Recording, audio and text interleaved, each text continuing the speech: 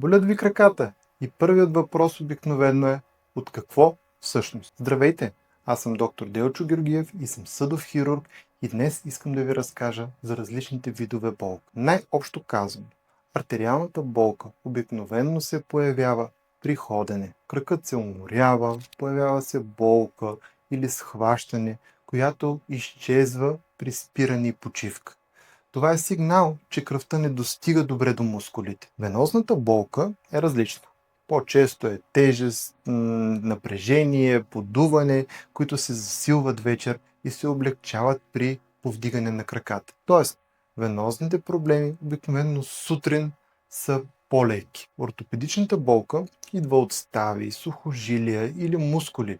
Тя често е свързана с движение, натоварване или конкретна поза. Неврологичната болка от своя страна обикновено е пареща, стрелкаща или изтръпваща. Често започва от кръста или се разпространява по хода на нерва. Това, което често е характерно за неврологичните и ортопедичните болки, че те често се обострят сутрин след продължително стоене в статично положение. Тоест, спане и се налага човек като стане леко да се пораздвижи, за да могат да се облегчат. Разлика от венозните състояния, които сутрин са си най-добре, защото краката са били дълго време повдигнати, докато спим и кръвта много по-лесно се е връщала към сърце. И тук идва нещо много важно.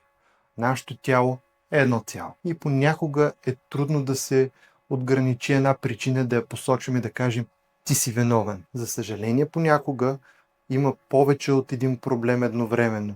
И две различни леки причини могат да се наслагват една върху друга и да водят до по-голям дискомфорт за човек. Затова и в някои случаи най-добър е мултидисциплинарният подход. Съдов хирург, ортопед, невролог, всеки със своята роля и сфера на експертиза. Това не е прехвърляне на топката, а понякога е правилният подход, за да се изключат проблеми или за да се стадират вече диагностицирани такива. И затова някога се налага да участват повече от един специалист, за да се разбере една ли е причината или няколко. Много от симптомите пък сами по себе си са нехарактерни. Примерно, отичане на краката може да се дължи на венозен, лимфен проблем, ортопедичен проблем, сърдечен, бъбречен, чернодробен, нисък белтък в кръвта.